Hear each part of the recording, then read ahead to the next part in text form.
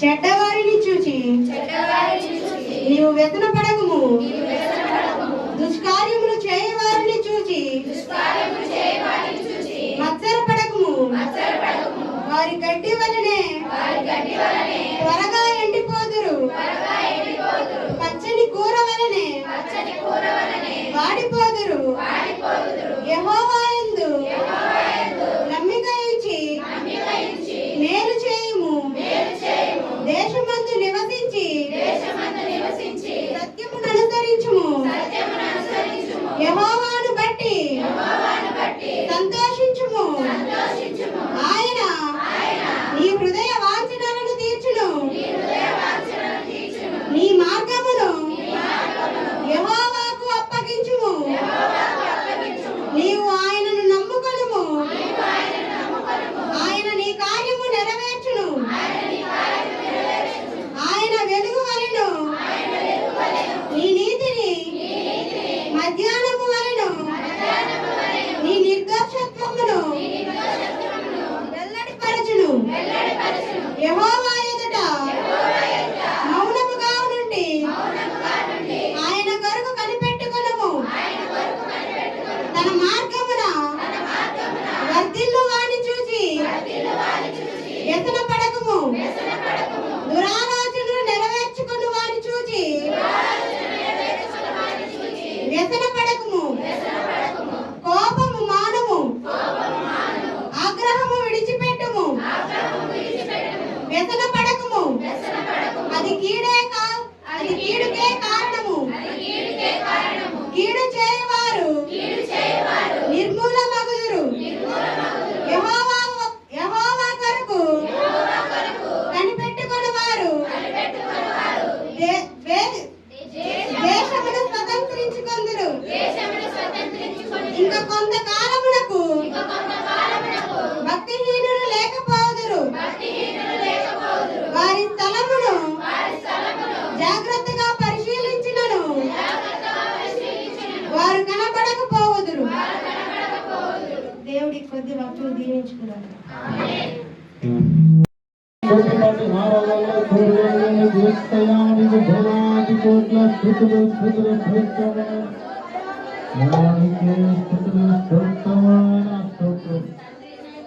ఎవరు సమీపించలేని తేజస్సులో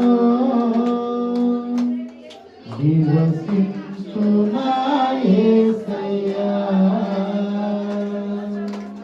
అందరూ కలిసి దేవుని ఆరాధిద్దాం. ఎవరు సమీపించలేని తేజస్సులో నివసించునా యేసయ్యా. నీ మహిమను ధరించిన పరిశుద్ధులు నా కంటబడగానే. నీ మహిమను ధరించిన పరిశుద్ధులు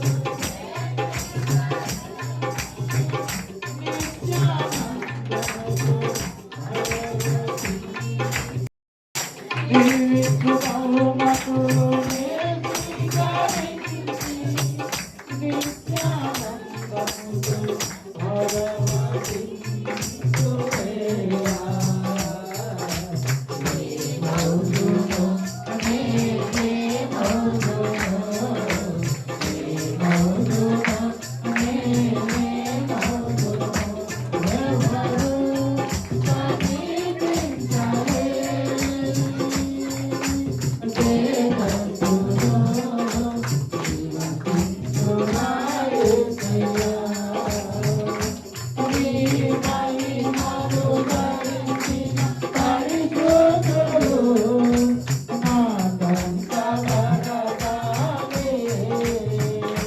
నీ మహిమను ధరించిన పరిశుద్ధుడు నాకంత వరదానే. నీ మౌనము నీ మౌనము నీ మౌనము పరలోక మహిమను తలచి అందరూ కలిసి నీ పాపములపై ఒరిగి పరలోక మహిమను తలచి నీ పాపములపై ఒరిగి పరలోక పాపములతో కలిసి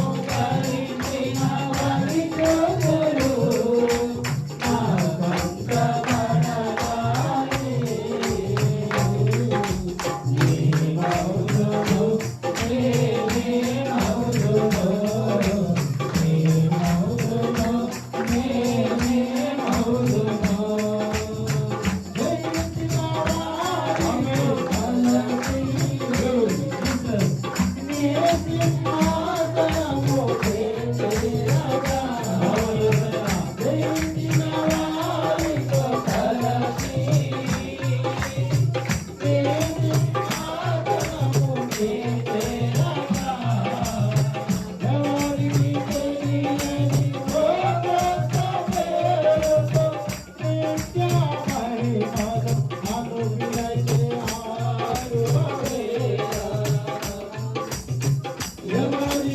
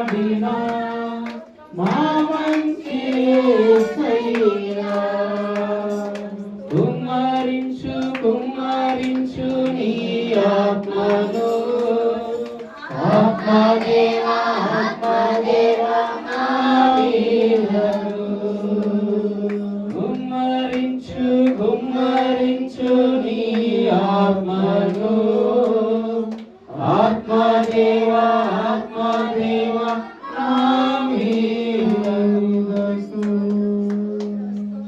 అవును ప్రభువా, స్తోత్రం స్తోత్రం. మా మాటలో దోషాన్ని ఈ అగ్ని చేత కాల్సు ప్రభువా. గడిచిన కాలంలో తండ్రి మా నోటి ద్వారా తండ్రి ఎన్నో వ్యర్థమైన మాటలు మాట్లాడి ఉన్నాం ప్రభా. ఇదిగో నాయన, అట్టి పరిస్థితులు, అట్టి పాపములు పడి ఉన్న నన్ను ఈ మధ్యాహ్న కాల సమయంలో యేసు ప్రేమ ప్రార్థన శాలలో తండ్రి నీవు ఆరాధించి ఉండగా ప్రభువా, నా ఈ నోటి నాలుకను మీరు కాల్చండి ప్రభువా. మీ బలము చేత, మీ శక్తి చేత జరిగే ఈ ఆరాధన అంతటిలో మీరు మాకు తోడుగా ఉన్నందుకై మీకు వందనాలు, స్తుతులు, స్తోత్రాలు చెల్లించుకుంటున్నాము. పరిశుద్ధుడు పరిశుద్ధుడని నిత్యములు కెరూబులు శరాబులతో ఆరాధించబడుతున్న నా తండ్రి, నీవు మాత్రమే పరిశుద్ధుడు, నీవు మాత్రమే పరిశుద్ధుడు. మహిమకు ఘనతకు అర్హుడవు నీవు మాత్రమే నా యేసయ్యా. అందును బట్టి నీకు వందనాలు, స్తోత్రాలు చెల్లించుకుంటూ తండ్రి, ఇంతవరకు జరిగిన ఆరాధన అంతటినీ ప్రభువా ఈ పాదాలకు సమర్పణ చేసుకుంటూ నన్ను నేను సంఘమును మీ పాదాలకు సమర్పణ చేసుకుంటున్నాము తండ్రి.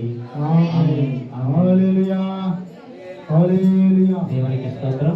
అందరికి మీ స్థలాల్లో కూర్చున్నట్లయితే వాక్యభాగంలోకి వెళ్దాం.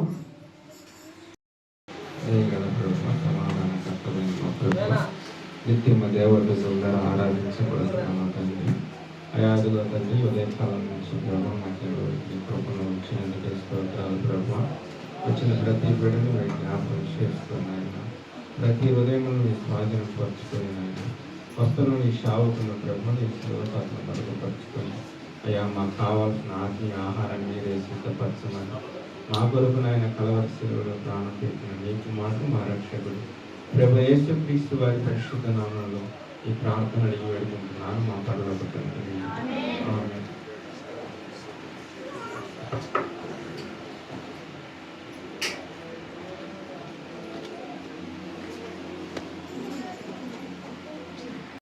కాపుదల చేసి ఉన్నాడు. ఎందుకు కాపుదల చేసి ఉన్నాడు? గడిచిన వారంలో మనందరం కూడా ఒక ప్రార్థన చేస్తున్నాం. ఏం ప్రార్థన? ప్రభువా, మరలా వచ్చే వారం కూడా మేమందరం కూడా నీ సన్నిధానానికి చేరి వచ్చి నిన్ను స్తుతించే భాగ్యాన్ని, కృపను మాకు దయచేయమని ఎంతమంది ప్రార్థన చేశారో ఒకసారి చేతులెత్తి చూపించగలరా? మరలా వారం కోసం ప్రార్థన చేసిన వారు అంటే దేవుడు తన బలిష్టమైన రెక్కల కింద ప్రతి ఒక్కరిని కాచి కాపుదల చేస్తాడు. మనం ప్రార్థించినను ప్రార్థించకపోయినను ఆయన కాపుదల చేసే గొప్ప దేవుడు. ఎందుకంటే నాకు జరిగిన సంగతి ఒకటి చెప్తాను. మనం గుడ్ ఫ్రైడే రోజు సిలువ మోసాం కదా. మోసిన తర్వాత రోజు శనివారం ఉదయం అనుకుంటా కాల్ కాన్ఫరెన్స్లోకి వెళ్ళాలని చెప్పేసి నేను తలుపు తీసి హాస్పిటల్కి వెళ్ళాను. అంటే మీ కమిటీ హాల్లో పడకుండా సార్ నేను తర్వాత హాల్లోకి వెళ్ళిన తర్వాత అప్పటికి నేను ఆ ప్రాంతంలో 2 సార్లు తిరిగాను. అంటే లైట్ వేసుకోలేదు. 2 సార్లు తిరిగాను. 3వసారి చూస్తే కాళ్ళ దగ్గర ఒక తేలు ఉంది, ఎర్రతేలు కాళ్ళ దగ్గరే ఉంది. అసలు ఏంది మేము ఎదురెడతాం చూస్తే తేలు ఉంది. దేవునికి స్తోత్రం. అంటే కొంచెం ఉంటే అది నన్ను కాటు వేసేది. కాటు వేయడానికి దానికి అవకాశం ఉంది, ఎందుకంటే దాని పక్కనే నేను ఉన్నా. అది నన్ను కాటు వేసేది. తర్వాత లైట్ వేసాను. లైట్ వేస్తే అది స్పీడ్గా వచ్చేసి నా మీదకి వచ్చేస్తుంది పైకి. తన కుండ్రుని ఇలా చూసి నన్ను కాటేయడానికి స్పీడ్గా వచ్చేస్తుంది నా దగ్గరికి. కానీ నాకు ఒక చిన్న అలవాటు ఉంది. నాకు ఎప్పుడూ అక్కడ తేళ్ళు కనపడుతుంటాయి, పాములు కనపడుతుంటాయి.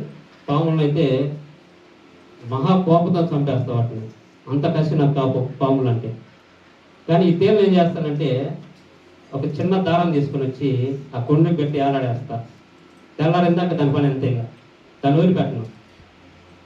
దారం ఒకటి తీసుకుని వచ్చి జారం వేసి కొండకి వేసి తగిలిచ్చేసి ఏలగట్టేస్తా ఏడవసాక. అది దాని పవర్ ఏంటంటే నేను గమనించాను. ఈ తేలుకున్న ధైర్యం ఏంటి? దానికున్న కొండ్రే. అది కట్టేసిన తర్వాత నేను ఎన్ని ఆటలు అన్నీ కానీ అది నన్ను ఏం చేయలేని పరిస్థితిలో ఉంది.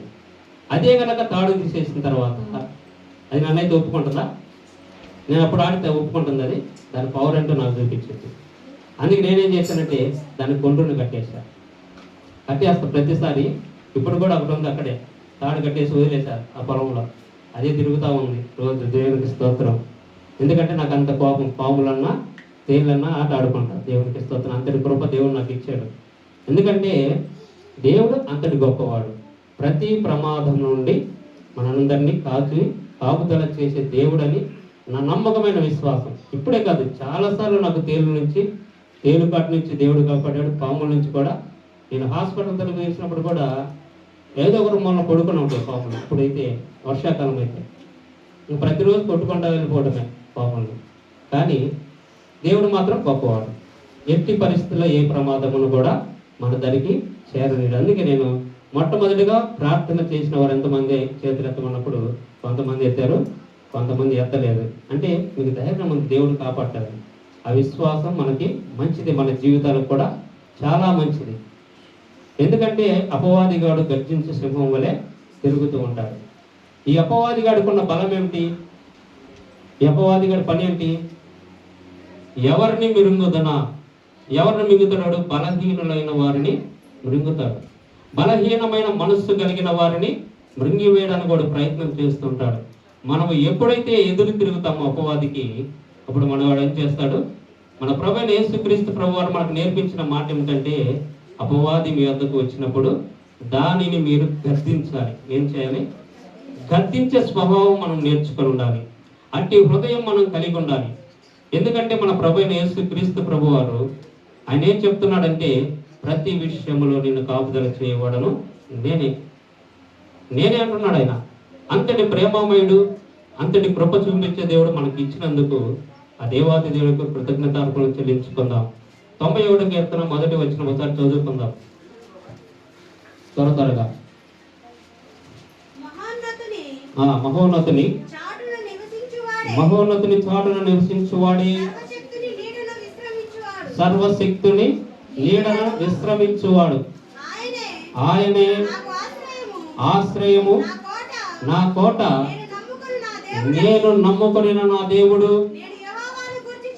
నేను యెహోవాను గూర్చి చెప్పుచున్నాను. వేటగాని ఊరిలో నుండి ఆయన నిన్ను విడిపించును. నాశనకరమైన తెగులు రాకుండగా నిన్ను రక్షించును. ఆయన తన రెక్కలతో నిన్ను కప్పును. ఆయన రెక్కల క్రింద నీకు ఆశ్రయము కలుగును. ఆయన సత్యము కేడమును డాలునై ఉన్నాయి. దేవునికి స్తోత్రం. చాలు. రాత్రి వేళ కలుగు భయముకైన నాన్న సత్యమైనది ఏమైనది? డాలును కేడమునై ఉన్నాయి. ఈ డాలు, ఈ కేడము మనల్ని ఏం చేస్తుందంటే కాపాడుతుంది. ఆయన సత్యమే కేడును డాలునై ఉన్నది. డాలు అనగా, డాలు ఎంతమందికి తెలుసు? డాలు అనగా ఒకడు ఎవరైనా ఆయుధంతో మన మీద దాడి చేస్తున్నప్పుడు దాన్ని ఇలా అడ్డు పెట్టుకోవచ్చు. డాలు అంటే మీరు రాజుల యొక్క సినిమాలు చూసింటే దాంట్లో ఉంటుంది రౌండ్గా డాలు అనేది, మధ్యలో ఇలా పట్టుకోవడానికి ఉంటుంది. అది డాలు. ఈ డాలు అనేది ఎంతటి శక్తి కలిగిన ఆయుధం వచ్చినను సరే ఆపగలిగే శక్తి ఆ డాలుకు ఉంటుంది. అలా దాన్ని తయారు చేసేవారు. అటువంటి డాలుగా ఉన్నది ఏంటి? మన యేసయ్య సత్యం. రాత్రి వేళ కలుగు భయముకైనను ఆయన ఏం చేస్తానంటున్నాడు? చదవమ్మా. భయనముకైనను తెగులుకైనను మధ్యాహ్నమందు పాడు చేయి రోగముకైనను నీవు భయపడకుందువు.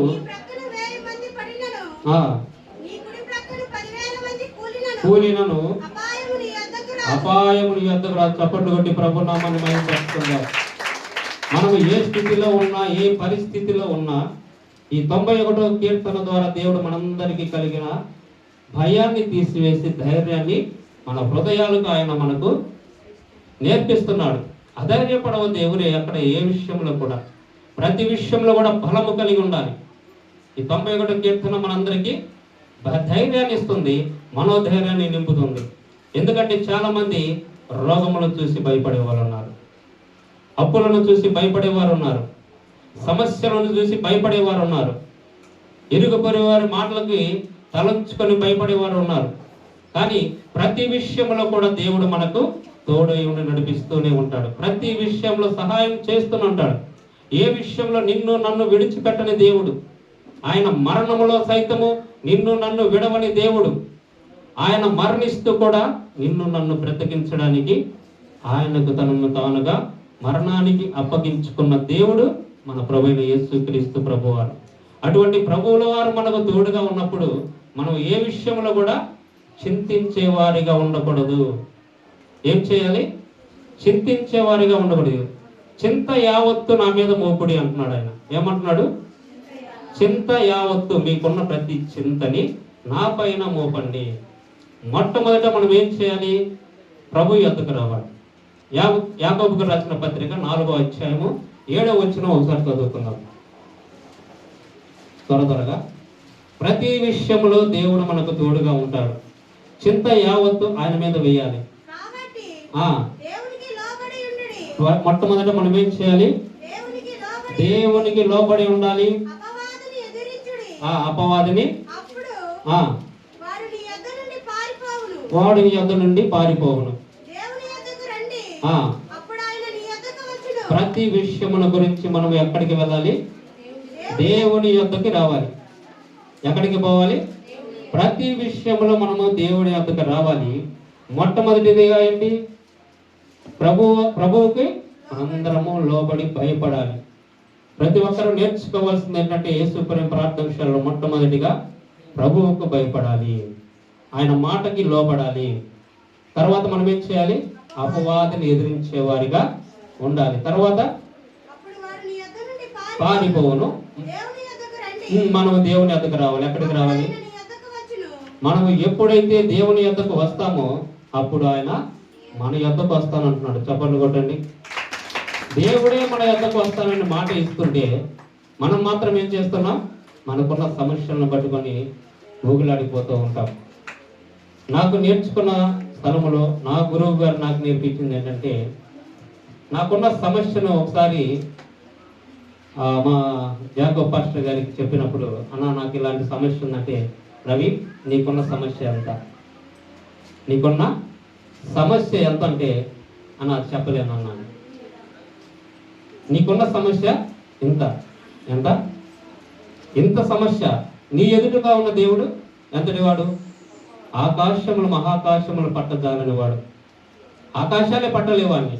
అంతటి పెద్ద దేవుణ్ణి నువ్వు పక్కన ఉంచుకొని, నీ ఎదుటిగా ఉంచుకొని, నువ్వు నిరంతరం దేవుని సన్నిధిలో ఉంటా కూడా నువ్వు ఎందుకు అధైర్యపడుతున్నావు? నీకున్న సమస్య ఎంత? చిన్నది, ఇసుక రన్ను వంటిది. కానీ నీ ఎదుటిగా ఉన్న దేవుడు చాలా గొప్పవాడు. అటువంటి గొప్ప దేవుడు నీకుండగా నువ్వెందుకు చింతిస్తున్నావు? ధైర్యంగా ఉండు. ప్రతి విషయంలో ధైర్యంగా నిలబడు. ఏ విషయంలో కూడా ఎక్కడ నువ్వు జడియొద్దు, గడవద్దు. ఎందుకంటే సర్వ సృష్టికి కారణభూతుడైన మన తండ్రి, పరలోకపు తండ్రి మనకు తోడుగా ఉన్నాడు. మనకు అపజయం కలుగుతుందని మనం అనుకుంటున్నాము, కానీ మన కొరకు ఆయన జయించిన వాడిగా మనకి జయాన్ని ఇచ్చిపోయినాడు. మనము జయించే వారిగా ఉండాలన్నదే దేవుని యొక్క ఉద్దేశం. అందుకే ఆయన అంటున్నాడు, మొట్టమొదటిగా మనము దేవుని మాటలకు లోబడాలి. తర్వాత మనం నేర్చుకోవాల్సింది ఏంటి? అపవాదిని ఎదిరించాలి. మన కుటుంబాల్లో అపవాది వాడు సంచరించే అవకాశం ఉంది. ఎందుకంటే వాడు పనికి మాలిన వాడు పనే అది. నేను అదే చెప్తుంది ఇందాక, నేను ఆ తేలును కూడా కట్టివేయడానికి కారణం ఏంటంటే నేను దాంట్లో అపవాదిని చూస్తా. ఈ తేలులో పాములలో నేనేం చేస్తున్నాను? అపవాదిగానే చూస్తాను. నేను వాడి యొక్క స్వభావము ఎదుటి వాడికి కీడు చేసే స్వభావం వాడికి మాత్రమే ఉంటుంది కాబట్టి వాటి స్వభావం కూడా అదే. అందుకే మొట్టమొదటిగా మనం ఎవరిని ఎదిరించాలి? అపవాదిగాన్ని ఎదిరించాలి. ఈ మధ్యాహ్న కాల సమయంలో ప్రభు మనతో మాట్లాడుతున్నది. మన ప్రభువైన యేసుక్రీస్తు ప్రభువారు పరలోకమునకు మనల్ని తీసుకెళ్లాలని పరలోకం నుండి భూలోకంలోకి ఆయన దిగి వస్తే మనం ఏం చేస్తున్నాం? ఇహలోక జీవితాలకై పరిగెడుతున్నామే. కానీ పరలోకానికి ఒకటి ఉంది. మనం పరలోకానికి ఎత్తబడే వారము, సిద్ధపాటు కలిగిన మనసు కలిగి ప్రభువు వచ్చి రాకడలో ఆయన మనం ఎదుర్కొనే వారిగా ఉండాలని మనం ఎప్పుడు కూడా ఆలోచన చేయలేని పరిస్థితిలో ఉంటున్నాం. ప్రియ సహోదరుడా, ప్రియ సహోదరి. కాబట్టి ప్రతి ఒక్కరు గమనించాలి. సంఘమా క్రీస్తు మాటకు లోబడు. సంఘమా క్రీస్తు మాటకు తల ఎగ్గు. ఆయన మాటకు లోబడు. మొట్టమొదటిగా ఆయన యందు భయభక్తులు కలిగి జీవించడానికి మనందరం కూడా ప్రయత్నించమని పరిశుద్ధాత్మ దేవుడు మనకు సెలవిస్తూనే ఉన్నాడు. ప్రతినిత్యం మనకు నేర్పుచున్న వాక్యం ఏమిటి? మందిరమునకు వచ్చినప్పుడు నీ ప్రవర్తన అంతటిలో సరి చేసుకోవాలి. ఏం సరి చేసుకోవాలి? మన ప్రవర్తన సరి చేసుకోవాలి. ఏం ప్రవర్తన మనది? విరిగి నలిగి నా మనస్సు లేని ప్రవర్తన. ఏం ప్రవర్తన? విరిగి నలిగిన హృదయం కావాలి ప్రభువుకి. ఆ విరిగి నలిగిన హృదయం కలిగిన వారు ఒక్కరు కూడా లేరు. ప్రభు అంటున్నాడు, ఈ ప్రజలు పై పెదవులతో నన్ను ఆరాధిస్తున్నారే తప్ప ఆయన ఏం కోరుకుంటున్నారు? వీరి హృదయములు నాకు దూరముగా ఉన్నవి. ఎంత దగ్గరగా ఉన్నాయా, దూరంగా ఉన్నాయా? విరిగి నలిగిన హృదయం కలిగిన వారు, పశ్చాత్తాపం కలిగిన మనస్సు కలిగిన వారు ప్రభు సన్నిధికి వచ్చినప్పుడు ప్రవర్తన అంతటిలో గడిచిన కాలంలో మన జీవితాన్ని ఎలాగైతే ప్రభువుకు సమర్పించుకోకుండా బ్రతికి ఉన్నామో అట్టి జీవితాన్ని విడిచిపెట్టి మారు మనసు కలిగిన జీవితాన్ని ప్రభువుకు సమర్పణ చేసుకోవాలి. గడిచిన వారంలో మనం బల్లా తీసుకొని ఉన్నాం. ఈ బల్ల ఆరాధనలో ఒక పాట పాడాం. ఏం పాడుతున్నాం? కుక్క వలె తిరిగిన నన్ను, పంది వలె పొర్లిన నన్ను శుద్ధీకరించావయ్యా, ప్రేమతో నన్ను నువ్వు చేర్చుకున్నావు యేసయ్యా అని పాట పాడుతున్నాం. అది ఎంతవరకు అంటే యేసు ప్రేమ ప్రార్థనశాల ఈ గుమ్మము లోపల వరకే. గుమ్మము దాటిపోయిన తర్వాత ఏం జరుగుతుందంటే మరలా ఆ కుక్క వలె వాంతికి తిరగటం, మరలా పంది వలె ఆ బురదలో పడడమే మన ఈ పరిస్థితి అయిపోతుంది. కాబట్టి ప్రతి ఒక్కరు కూడా గమనించాలి. మన ప్రభువైన యేసుక్రీస్తు ప్రభు వారు ఆయన ఎవరు? ప్రేమస్వరూపి. ఏంటి? ప్రేమస్వరూపి. ఆయన అందరినీ ప్రేమిస్తున్నాడు. మనము ప్రేమించాలి. ప్రేమ లేని వాడిని దేవుడు ఎరుగడు. ఏం చేస్తున్నాడు ఆయన? ప్రేమ లేని వారిని నేను ఎరుగనంటున్నాడు ఆయన. ప్రతి ఒక్కరు కూడా ప్రేమించే స్వభావం కలిగి ఉండాలి. ప్రతి ఒక్కరు కూడా ప్రేమ స్వరూపైన యేసయ్య స్వరూపం ధరించుకొని ఉండాలి. ప్రభు యొక్క ఉద్దేశాన్ని మనలో నెరవేర్చే వారిగా ఉండాలి. ప్రభువైన యేసుక్రీస్తు ప్రభుల వారు సెలవిస్తున్న మాట ఏమిటంటే, నేను లేఖనమును నెరవేర్చడానికి వచ్చిన వాడనే, వాటిని కొట్టి పారవేయడానికి నేను రాలేదు. లేఖనాలు నెరవేర్చబడాలి. ప్రతి ఒక్కరి జీవితంలో లేఖనము నెరవేర్చబడాలి. వెలిగి నలిగిన హృదయంతో ప్రభుని ఆరాధించే వారిగా ఉండాలి. ఆయన మనకు నేర్పిస్తున్నాడు, లేఖనము నెరవేర్చబడాలి. అందుకే ఆయన అంటున్నాడు, మీలో ఎవడైనాను నాలో పాపం ఉన్నదని స్థాపించగలడా? ఎవరైనా ఉన్నారా?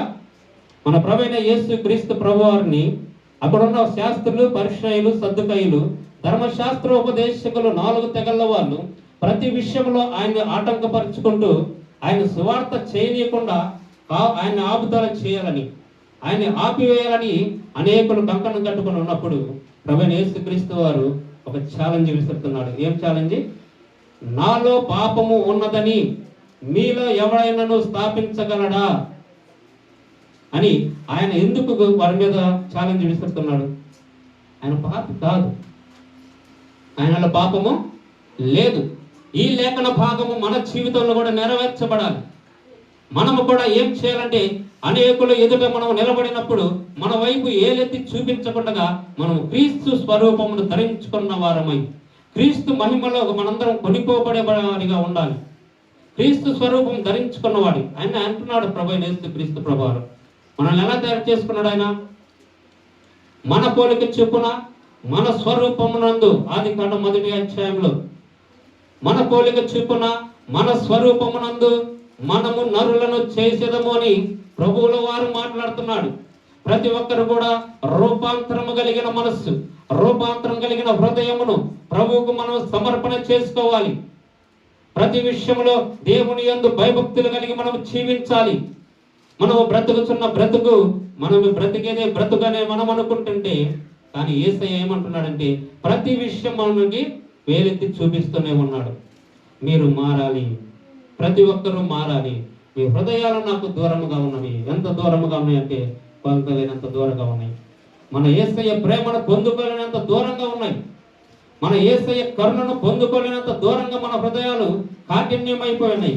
ఇశ్రాయేలు ప్రజలకు ఎలాగైతే వారి హృదయాలు కాఠిన్యంగా మారిపోయాయో, దేవుడంటే భయభక్తులు లేకుండా వాళ్ళు ఎలాగైతే జీవించున్నారో, దేవునికి వ్యతిరేకంగా వాళ్ళు ఎలాగైతే బ్రతికి ఉన్నారో, దేవుని యొక్క శాపాలకు ఎలాగైతే గురి అయి ఉన్నారో ప్రియ సహోదరుడు, ప్రియ సహోదరి, అట్టి హృదయాలు దేవునికి ఇష్టమైనవి కాదు. వెలిగి నలిగిన హృదయం ప్రభువుకు కావాలి. పశ్చాత్తాపం కలిగిన మనసు ప్రభు సన్నిధిలోకి రావాలి. ప్రభు ద్వారపాలకుడై ఉన్నాడు. ప్రభు ద్వారములో కూర్చొని ఉన్నాడు. ఆయన ముఖ ద్వారములో చూస్తూ ఉన్నాడు. ఎవరి హృదయంలో ఏముంది, ఎవరి తలంపులో ఏముంది, ఎవరి ఆలోచనలో ఏముంది, ఎవరి ఏ హృదయం కలిగి నా సన్నిధికి వస్తున్నారు, ప్రతి ఒక్కరిని గమనిస్తూనే ఉన్నాడు. పరిశుద్ధాత్మ దేవుడు ఆషామాషిగా లేడు. మనందరి మీద ఆయన ఏం చేస్తున్నాడంటే ప్రకృతిని సాక్షిగా ఉంచున్నాడు. ఈ ప్రకృతి ఏం చేస్తుంది? మనందరి మీద కాపు కాస్తుంది. ప్రియ సహోదరుడు, ప్రియ సహోదరు, కాబట్టి ప్రతి ఒక్కరు కూడా బహు జాగ్రత్త కలిగి ప్రభు సన్నిధిలో మనందరం కూడా భయభక్తులు కలిగి ఉండాలి. యాకోబు పత్రికలో యాకోబు భక్తుడు మనకు నేర్పించిన ప్రార్థన మనం నేర్చుకొని ఉండాలి. కీర్తనకారుడైనటువంటి దావీదు మహారాజు మనకు చదివి వినిపించినటువంటి 91వ కీర్తన మనం ధ్యానించుకుంటూ ఉండాలి. ప్రతి విషయంలో మనము నేర్చుకుంటూనే ఉండాలి. ప్రియ సహోదరుడు, ప్రియ సహోదరి, మత్తయి సువార్త 11వ అధ్యాయం 28వ వచనంలో ప్రభువు చెప్పినట్లుగా, ప్రయాసపడి భారం మోసుకొనుచున్న సమస్త జనులారా మీరు నా యొద్దకు రండి, నేను మీకు విశ్రాంతిని కలుగజేస్తానంటున్నాడు. ఏ విషయంలో భారం కలిగి ఉన్నాం? ప్రభు సన్నిధికి వచ్చేటప్పుడు మనము ఏ ఆలోచనతో వస్తున్నాం? ప్రతి ఒక్కరికి హృదయ భారం అనేది ఒకటి ఉంది. ప్రతి ఒక్కరికి జీవితం అనే భారం ఒకటి ఉంది. నువ్వు ఏ విషయంలో ఏ భారము కలిగి ఉన్నా ప్రభు సన్నిధికి వస్తే ఆ భారము ఆయన భుజాన వేసుకొని నీకు విశ్రాంతిని ఇస్తానని ఆయన మందిరానికి నేను రమ్మని పిలుస్తున్నాడు. కానీ మనం ఏం చేస్తున్నామంటే ఆ భారము కలిగే వస్తున్నాము, తిరిగి మరలా ఆ భారంతోనే వెళ్ళిపోతున్నాము. నెమ్మది కలిగిన మనసు లేకుండా వెళ్ళిపోతున్నాం. ఎందుకంటే ప్రభువుకు మనము స్థలం ఇవ్వటం లేదు. యేసయ్యకు మన హృదయాల స్థలం ఇవ్వటం లేదు. అందుకే యాయీరు కుమార్తె చనిపోయినప్పుడు అక్కడ ప్రజలు అంటున్నారు, ప్రభువుకి స్థలం ఇవ్వడి. ఏం చేయాలి? ప్రభువుకి స్థలం ఇవ్వడి. యాయీరు కుమార్తె చనిపోయింది. అక్కడున్న ప్రజలందరూ గొల్లున ఏడుస్తున్నారు. తన తల్లిదండ్రులు కూడా విపరీతమైన వేడుకతో ఉన్నప్పుడు ప్రభు వారు వచ్చి ఉన్నారు అక్కడికి. ప్రభు వారు వస్తే అక్కడ ఉన్న వాళ్ళంతా ఏం చేస్తున్నారు?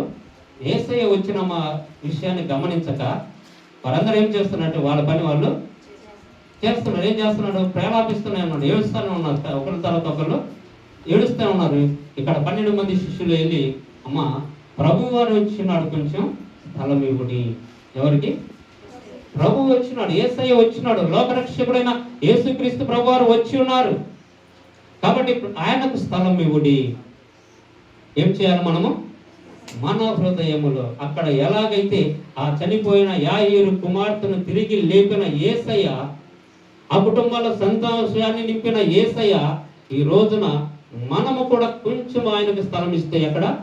మన హృదయములో, విరిగి నలిగిన హృదయములో ఆయనకు మనము స్థలం ఇస్తే మన జీవితాలు ఏమవుతాయి? వెలుగుమయంగా మారిపోతాయి. కష్టాలు, కన్నీళ్లు, వేదనలు, శోధనలు, ఇరుకులు, ఇబ్బందులు, ప్రతి విషయంలో బాధపడుచు భారం మోస్తున్న నీకు ఏం జరుగుతుంది? విశ్రాంతి దొరుకుతుంది. నీ మనసుకు నెమ్మది దొరుకుతుంది. నువ్వు పడుతున్న ప్రయాసంతా కూడా సంతోషముగా మారిపోతుంది. ప్రభువైన యేసుక్రీస్తు ప్రభువారు ఈ లోకములకు వచ్చినది ప్రతి ఒక్కరిని కూడా కాచి కాపుదల చేయడానికి, దీనులను, దరిద్రులను దరి చేర్చుకోవడానికి, హక్కున చేర్చుకోవడానికి ఆయన వచ్చినాడు. అందుకే ఆయన అంటున్నాడు, ప్రయాసపడి భారం మోసుకొనిస్తున్న సమస్త జనులారా మీరు నా యొద్దకు రండి, నేను మీకు విశ్రాంతిని కలుగజేస్తానంటున్నాడు. అంతటి గొప్ప ప్రేమామయుడు అయిన మన ప్రభువైన యేసుక్రీస్తు ప్రభుల వారు మనకు హక్కున చేర్చుకోవడానికి ఆయన చేతులు చాపుతున్నాడు. ఎక్కడ చాపుతున్నాడు?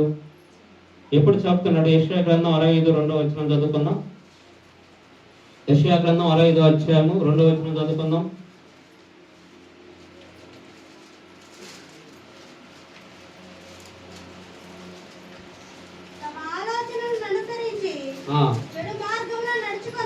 చెడు మార్గం నడుచుకొనుచు, బాగా గమనించాలి, లోబడనొల్లని ప్రజల వైపు దినమంతయు నా చేతులు చాపుచున్నాను.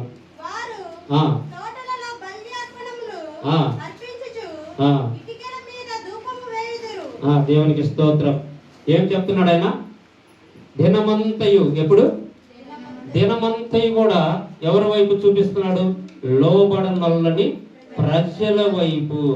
ఇక్కడున్న యేసు ప్రేమ ప్రార్థనశాలలో ఉన్న ప్రతి ఒక్కరిని కూడా ఆయన ఏమంటున్నాడంటే, లోబడని మనస్సు కలిగిన వారు ఎవరైనా ఉండుంటే ఇప్పటికైనా ప్రభువు పిలుస్తున్నాడు. ఆయన గాయపడిన హస్తములు నీ వైపు చాచి ఆయన నిన్ను పిలుస్తున్నాడు. ఏ విషయం కొరకు? ప్రయాసపడి భారం వస్తున్నారు.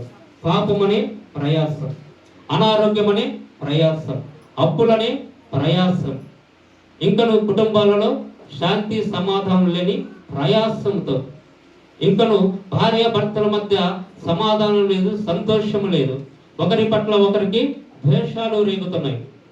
అటు వారు కూడా ప్రయాసపడుతున్నారు. ఇంకను కుటుంబాల్లో కొన్ని సమస్యలు, ఇరుగు పొరుగు వారితో సమస్యలు, ప్రతి విషయంలో కూడా ప్రతి ఒక్కరు కూడా ఏదో యొక్క ప్రయాస పడుచునే ఉన్నారు, భారం మోసుకొనొచ్చునే ఉన్నారు. కానీ ప్రభువైన యేసుక్రీస్తు ప్రభువారు, మీరు నా మాటలు విని వాటి చొప్పున చేయు ప్రతివాడు బండ మీద ఇల్లు కట్టుకున్న బుద్ధిమంతుణ్ణి పోలి ఉంటారు. ఇక్కడ బుద్ధిమంతులైన వారు మనందరం బుద్ధిమంతులమే అనుకుంటున్నాం. ఎందుకంటే మనం ప్రభు యొక్క మాట వినాలి. సామెతలకు రాసిన గ్రంథం 2వ అధ్యాయము 1వ వచనం చదువుకుందాం. ఎంతవరకు వెత్తబడిన వాక్యము, ఎంతవరకు ప్రభు చేసిన హెచ్చరికలను. నా కుమారుడా, నీవు నా మాటలను అంగీకరించి నా ఆజ్ఞలను నీ యొద్ద దాచుకోవాలి. ప్రతి వారు కూడా ఏం చేయాలంటే ప్రభు యొక్క ఆజ్ఞలను, ఎంతవరకు ప్రభు వారు మనకి ఇస్తున్న ఈ ఆజ్ఞలన్నింటిని కూడా ఏం చేయాలి? దాచుకోవాలి. ఎక్కడ దాచుకోవాలి? బీరు వలన లాకర్లో పెట్టి తాళం వేసుకుందామా? హృదయం అనే పలక మీద రాసుకోవాలి. చదువమ్మా. జ్ఞానమునకు నీ చెవి ఎగ్గి హృదయపూర్వకముగా వివేచనను అభ్యసించిన ఎడల, తెలివికై మొరపెట్టాలి, వివేచనకై మనవి చేసిన ఎడల, వెండిని వెతికినట్లుగా దానిని వెతికిన ఎడల, దాచబడిన ధనమును వెతికినట్లుగా దానిని వెతికిన ఎడల, యెహోవా యందు భయభక్తులు కలిగి ఉండుట ఎట్టిదో నీవు గ్రహించెదవు. దేవునికి స్తోత్రం. చివరి మాటగా కూడా ప్రభు ఏమంటున్నాడంటే, దేవుని యందు భయభక్తులు కలిగి ఉండాలి. ఆయన మాటలు మనం ఏం చేయాలి? భద్రముగా దాచుకోవాలి. ప్రతి మాట కూడా ఆయన ఆజ్ఞగా మనకు ఇస్తున్నాడు. ఈ ఆజ్ఞలన్నింటిని కూడా మనము దాచుకోవాలి, మనము భద్రముగా ఉంచాలి. మొట్టమొదటిగా దేవుని యందు భయభక్తులు చాలా ప్రాముఖ్యం. అందుకే ఆయన అంటున్నాడు, ఏ భక్తుడు చెప్పినా, ఏ ప్రవక్త చెప్పినా, ఏ సంఘ కాపరి చెప్పినా మొట్టమొదటిగా నేర్చుకోవాల్సింది దేవుని యందు భయము, భక్తి. ఈ రెండు మన జీవితాలకి మార్గముగా ఉన్నవి. చాలా మందికి భయము లేదు దేవుడు అంటే, చాలా మంది భక్తి లేదు దేవుడి కంటే. ఎందుకంటే తన ప్రవర్తన అంతటిని సరి చేసుకోమంటే తన ప్రవర్తన అంతటిని అలాగే ఉంచుకొని దేవుని సన్నిధికి భయము లేకుండా వస్తూ ఉంటారు. అటు వారికి ఏమొస్తుంది? దేవుని యొక్క ఉగ్రత వస్తుంది. దేవుని యొక్క ఉగ్రత మన మీదకి వస్తే మనం తట్టుకోగలమా? ఆయన ప్రేమను పొందుకుంటారా అంటుంటే మనం ఏం చేస్తున్నాం? ఆయన ఉగ్రతను మన పైకి తీసుకొచ్చుకుంటున్నాం. ఎందుకంటే ప్రభువైన యేసుక్రీస్తు ప్రభుల వారు సిలువ వేస్తున్నప్పుడు అక్కడ ఉన్న కొంతమంది, ఆయన పిలాతో అంటాడు, ఇతని యందు నాకు ఏ పాపము కనపడలేదు, ఇతన్ని మీరు సిలువ వేయమని ఎలా అడుగుతున్నారు అన్నప్పుడు, మాకు పర్వాలేదు వేసే అంటారు. అప్పుడు పిలాతు చేతులు కడుక్కుంటూ, ఈ పాపము నా మీద నా పిల్లల మీద ఉండకుండునుగాక అని తను ప్రార్థన చేసుకుంటే, మూర్ఖులైన వారు, పాపులైన వారు, దుర్మార్గులైన వారు ఏం చేస్తున్నారంటే, ఆ పాపము మా మీదకి, మా పిల్లల మీదకి రప్పించండి, వచ్చినను మాకు దిగులు లేదు, మేము భరించడానికి సిద్ధంగా ఉన్నాం అని దుర్మార్గులైన వారు ఆ పాపాన్ని మా మీదకి వచ్చినా పర్వాలేదు, యేసును మాత్రం సిలువ వేసి చంపండి, సత్యాన్ని సిలువ వేసి చంపండి, ఆ సత్యం ఈ లోకములో తిరగటానికి వీలు లేదని చెప్పేసి ఆ పాపాన్నైనా మోయడానికి సిద్ధంగా ఉన్నాడు. కానీ మారు మనసు లేకుండా యేసుక్రీస్తు ప్రభువాన్ని సిలువకు అప్పగించున్నారు. కానీ అట్టి వారిని కూడా ఆ సిలువ ఏం చేస్తుంది? ఆ సిలువ ప్రేమ ప్రతి ఒక్కరిని కూడా ప్రేమించింది. కాబట్టి ప్రియ సహోదరుడా, ప్రియ సహోదరి, ఆ సిల్వరి కల్వరి ప్రేమలో మీ అందరిపై ఉన్నది కాబట్టి ఈరోజు మనందరం కూడా జీవించి ఉన్నామంటే అది దేవుని కృపే. ఆయన కనికరము, ఆయన సమాధానమే మనకు తోడుగా ఉన్నది కాబట్టి మనం జీవించున్నాం. చాలా మందిని మనం చూస్తూ ఉంటాం. ఈ రోజున చాలా మంది హాస్పిటల్ పాలై ఉన్నారు. అవునా? మనకు తెలిసిన వారేమి తెలియని వారేమి చాలా మంది హాస్పిటల్కు అనారోగ్య సమస్యలతో యాక్సిడెంట్ల ద్వారా ఎంతో మంది హాస్పిటల్లో ఉన్నారు. ఈరోజు మనం లేము. మనం ఏమనుకుంటున్నాం? ధన్యులం అనుకుంటున్నాం. కానీ మనకంటూ ఒక రోజు ఉంటుంది. ఆ రోజు రాకుండా ఉండాలంటే, మనకు అటువంటి పరిస్థితి రాకుండా ఉండాలంటే మనం ఏం చేయాలి? నిరంతరం ఎడతెగక ప్రార్థనలో నిలుస్తూ ఉండాలి. దేవుని సన్నిధిలో భయభక్తులు కలిగి భక్తులైన వారు చూపించిన మార్గాలను బట్టి మనం ముందుకి కొనసాగాలి. అటు వారి కోసం మనందరం కూడా ఏం చేయాలి? హాస్పిటల్ పాలైన వారి కోసం ప్రార్థన చేసే మనసుతో ఉండాలి. ప్రార్థన చేసే మనసు ప్రతి ఒక్కరికి ఉండాలి. ఇంకా అనేక సమస్యలతో బాధపడుతున్న వారి కోసం కూడా మనము ప్రార్థన చేయాలి. మనకు రాలేదని మనం సంతోషించే కంటే వచ్చిన వారి కోసం ప్రార్థన చేసి యేసయ్యకి విజ్ఞాపనలు యాచనలు చేస్తూ ప్రతినిత్యం కూడా మనము బలపడుతూ అనేకుల రక్షణ కొరకు మనం కూడా ప్రార్థన చేద్దాం. ఇది దేవుని యొక్క ఉద్దేశం. అనేకులు ప్రయాసపడుతున్నారు, వ్యాధి బాధలతో ప్రయాసపడుతున్నారు మన కళ్ళ ముందే. వారి కోసం ప్రార్థన చేద్దాం. ప్రభు సన్నిధిని వారికి తెలియచేద్దాం. ప్రభు యొక్క ఉద్దేశాలను వాళ్ళకి ప్రకటన చేసుకుంటూ ప్రతి ఒక్కరు కూడా, అమ్మ మీ అందరికీ చెప్తున్నాను, యవనస్తులైనా కానీ స్త్రీలైనా కానీ ప్రతి ఒక్కరు గమనించండి. రోజుకి ఒక్కరికైనా ఒక్క వాక్యమైన చెప్పి ప్రభు యొక్క ఉద్దేశాన్ని ప్రజల్లోకి తీసుకెళ్ళడానికి ప్రయత్నించండి. ఒక సమరయ స్త్రీ తన ఊరు మొత్తాన్ని మార్చుకుంది. మనందరం కూడా మన చుట్టుపక్కల ఉన్న వారు చాలా మంది అనవసరమైన వ్యవహారాల్లో తలదూరుస్తూ ఉంటుంటారు. అటు వారందరికీ కూడా ప్రభువైన యేసుక్రీస్తు వారు పడ్డ శ్రమను జ్ఞాపకం చేస్తూ ఆయన ప్రేమను అందరికి ప్రకటిస్తూ ప్రతి ఒక్కరు కూడా నేర్చుకోవాల్సింది ఏంటంటే ఆదివారం ప్రార్థనకి విడిచి వెళ్ళడం కాదు. ప్రతి ఒక్కరు కూడా నేర్చుకోవాల్సింది ఏంటంటే యేసయ్యను ప్రకటించాలి, ఆయన ప్రేమను ప్రకటించాలి. ఆయన ప్రేమను అనేకుల మధ్య మనము పంచుకోవాలి. ఒకరి పట్ల ఒకరు ప్రేమ కలిగి ఉందాం. అందుకే దేవుడు ప్రేమ స్వరూపి. ఎంతమందికి అయితే ప్రేమ ఉంటుందో వారందరూ దేవుని కుమారులు అనబడుదురు.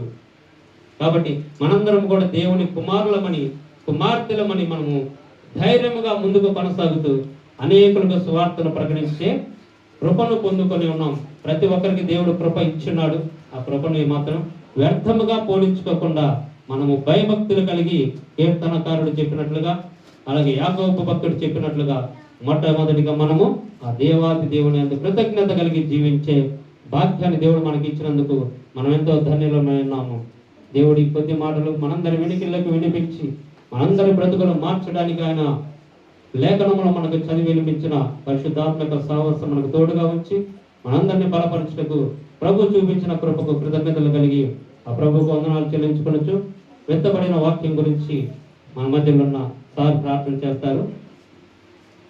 అందరు తల వంచండి. చివరి ప్రార్థన చేసుకుందాం. 12 అయింది. త్వరగా వెళ్ళిపోదాం. సార్ ప్రార్థన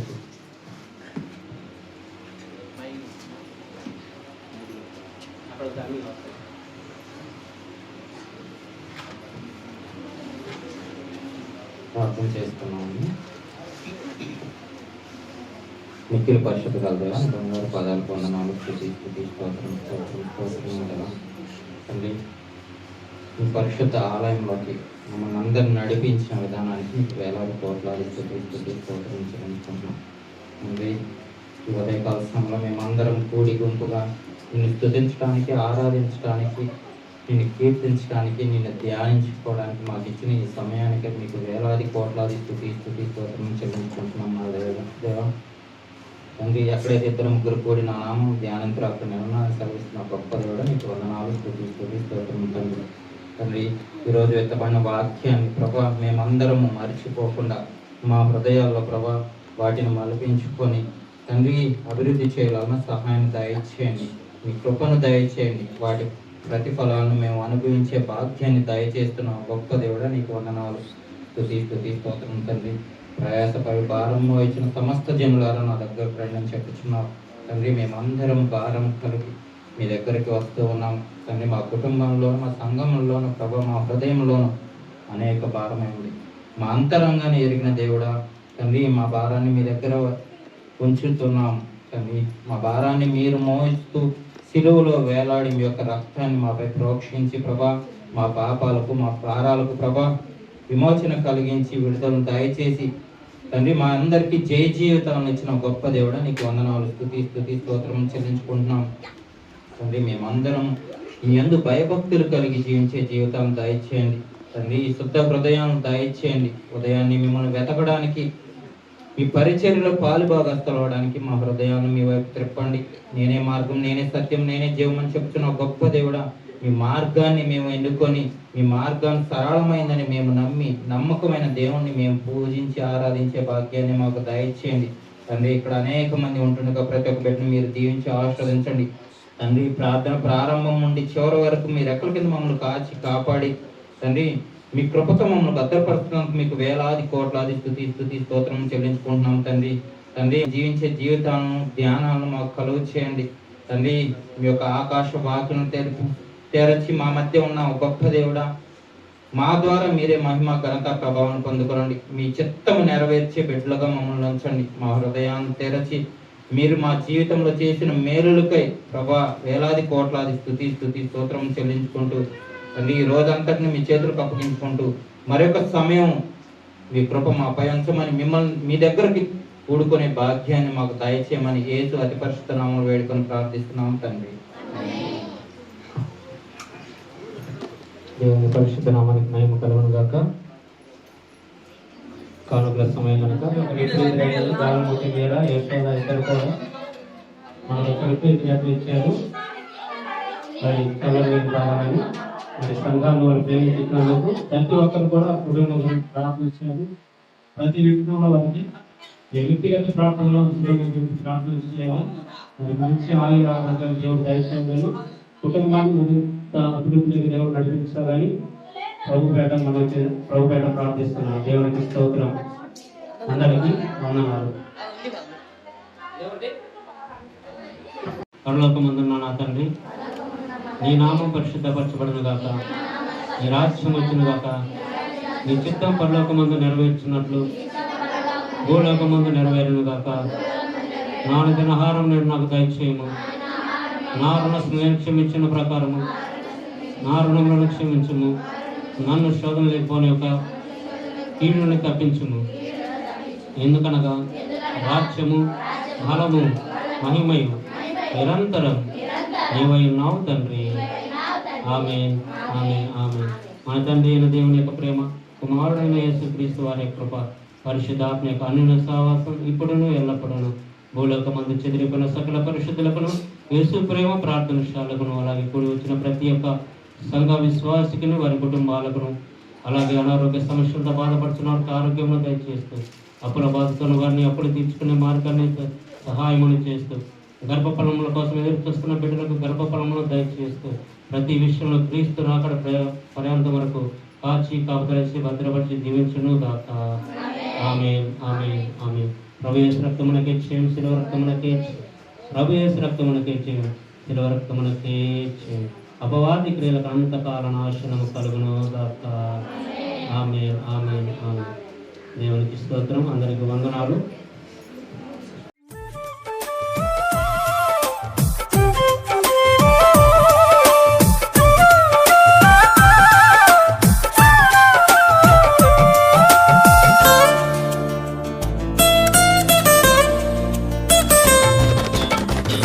రాజాధిరాజ రవికోటి తేజ రమణీయ సామ్రాజ్య పరిపాలక. రాజాధిరాజ రవికోటి తేజ రమణీయ సామ్రాజ్య పరిపాలక. విడువని కృపణాలో స్థాపించెనే సియోనులోనున్న స్తుతుల సింహాసనమును. విడువని కృపణాలో స్థాపించెనే సియోనులోనున్న స్తుతుల సింహాసనమును. రాజాధిరాజ రవికోటి తేజ రమణీయ సామ్రాజ్య పరిపాలక.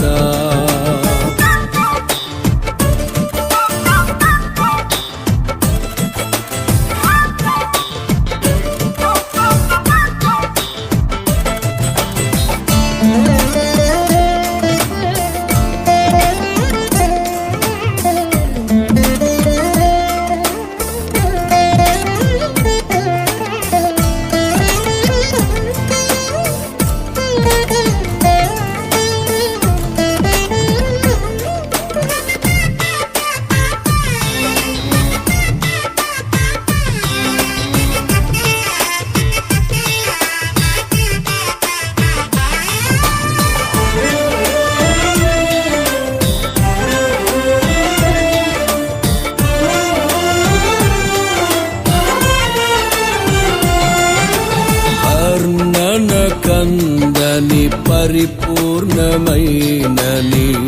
మహిమ స్వరూపమును నా కొరకే త్యాగము చేసి, వర్ణన కందని పరిపూర్ణమైనని మహిమ స్వరూపమును నా కొరకే త్యాగము చేసి, కృపా సత్యములతో కాపాడుచున్నావు దినమెల్ల నీ కీర్తి మహిమలను నేను ప్రకటించెదా. కృపా సత్యములతో కాపాడుచున్నావు దినమెల్ల నీ కీర్తి మహిమలను నేను ప్రకటించెదా. రాజాధిరాజ రవికోటి తేజ రమణీయ సామ్రాజ్య పరిపాలక, విడువని కృపణాలో స్థాపించెనే సియోనులోనున్న స్తుతుల సింహాసనమును. రాజాధిరాజ రవికోటి తేజ రమణీయ సామ్రాజ్య పరిపాలక.